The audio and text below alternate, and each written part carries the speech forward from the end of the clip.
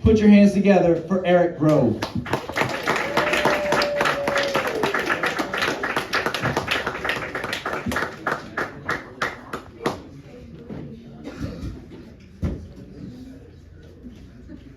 What's up, guys?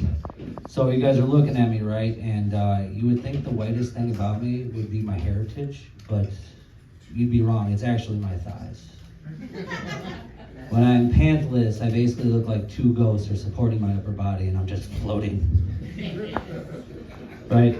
So real problems. Daddy's got some real problems, right? So everybody has an inner monologue in their head, right? And typically it's in your own voice. Well, mine's currently being narrated by Cat Williams, and I can't turn it off. I just hear Muddy Mike catchphrase like, "Pimpin' been pimpin' since pimpin', playa." Pimp down, pimpin' distress, right? Like, I have became accustomed to it though, but I'm just wondering what the general public thinks when they just see me arguing with him in my head. You know, like, no cat, no more sacrifices. And he's like, you gots to bring me a sacrifice, preferably a white bitch. That's my Cat Williams. So moving on. Everybody has reoccurring nightmares, right? And I have one in particular. And it always starts out the same. I'm in a house in front of a street at night. And I walk into the house, and all I hear is, "Hello, child. Big Mama's here, baby." And I realized I did not just stumble in any old house. I stumbled upon Big Mama's house. Now, I figured the only way to beat Big Mama in her own game was a foot chase, right? And I lead, and she chases me like Scooby-Doo to Benny Hill music all through the corridors, and finally I wake up in a puddle of my own sweat. And you know how some people have sleep paralysis, and they wake up and it's like a demon and it's pushing down on their chest?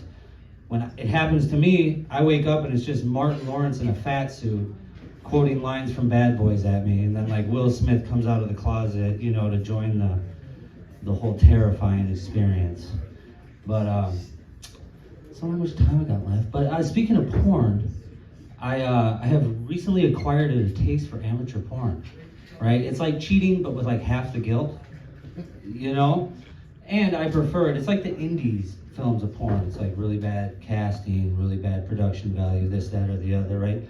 But I have a problem because I'll be going to town, right? And then like I'll slow down and I catch what they're watching on the TV, and I'm like, oh shit, is that Saved by the Bell?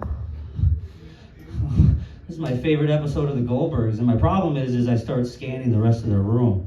And I'm like, they could really do some light housekeeping here. And then I slowly get worried about their economic status. And I'm like, I hope these people are eating well, right? So I have one about a casting couch, but it's not quite worked through yet. So what I think I'll leave you on is, so I'm from the generation where like when I started jerking off, we'd have to like print off Google images of like boobs and then like flip the pages real fast to make them move. I call it whacking it like a pilgrim, right?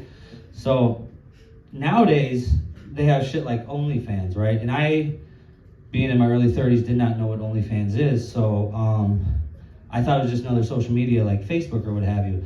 So needless to say, me and my sister don't make eye contact as much as we used to, but I'm sure glad I can help my mom pay for her financial woes. Thank you very much.